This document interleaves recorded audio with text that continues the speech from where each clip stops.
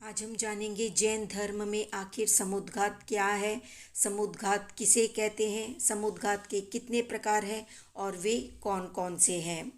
तो सामूहिक रूप से बलपूर्वक आत्म प्रदेशों को शरीर से बाहर निकालना या उनको इधर उधर प्रक्षेपण करना, इसी को समुद्घात कहा जाता है। वेदना आदि निमित्तों से आत्म प्रदेशों का शरीर से बाहर निकलना समुद्घात है।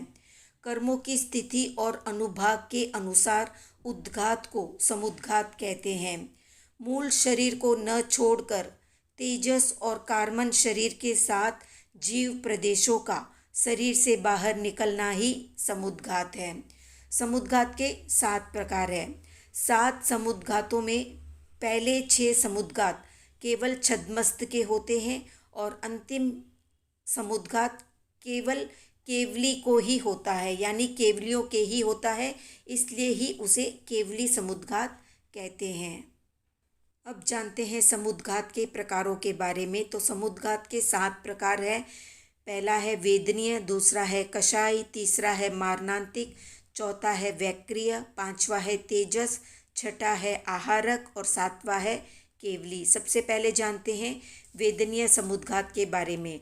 तो वात, पित्त, कफ आदि विकार जनित रोग या विषपान करने से होने वाली तीव्र वेदना से आत्म प्रदेशों का शरीर से बाहर निकलना वेदनीय समुद्घात है।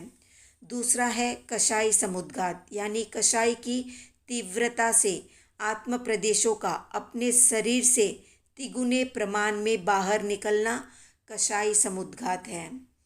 तीसरा है मारणांतिक समुद्घात, यानी मृत्यु के समय आत्म प्रदेशों का शरीर से बाहर निकलकर आगामी उत्पत्ति स्थान या जन्म स्थान तक फैलना मारणांतिक समुद्घात है।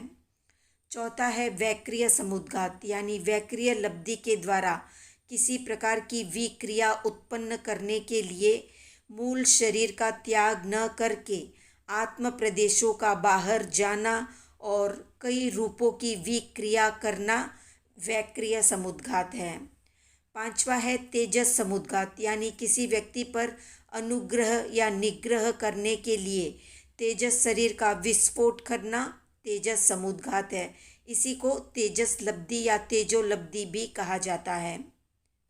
छठा है आहारक समुद्घात, यानी आहारक लब्धि से संपन्न साधु अपना संदेह दूर करने के लिए या किसी अन्य लक्ष्य को पूरा करने के लिए मूल शरीर को छोड़े बिना अपने शरीर से निर्मल स्फटिक के रंग का एक हाथ का पुतला निकालते हैं।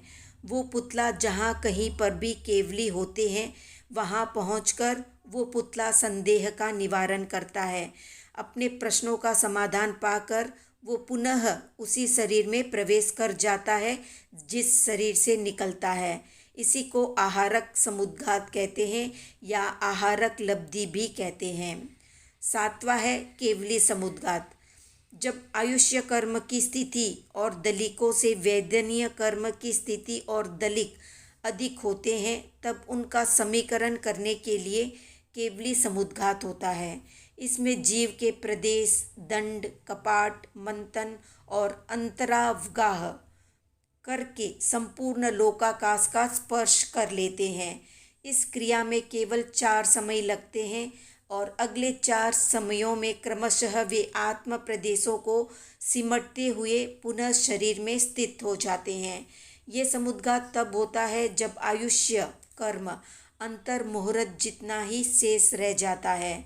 सभी समुद्घात में आत्म प्रदेश शरीर से बाहर निकलते हैं और संबंधित कर्म पुद्गलों का परिशाटन करके पुनः शरीर में स्थित हो जाते हैं।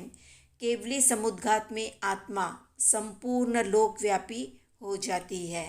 तो ये थी समुद्घात से संबंधित संक्षिप्त जानकारी। आज का प्रश्न है सहनन और संस्थान कितने प्रकार के होते हैं, कमेंट में बताएं। वीडियो पसंद आया तो लाइक, शेयर, सब्सक्राइब करें।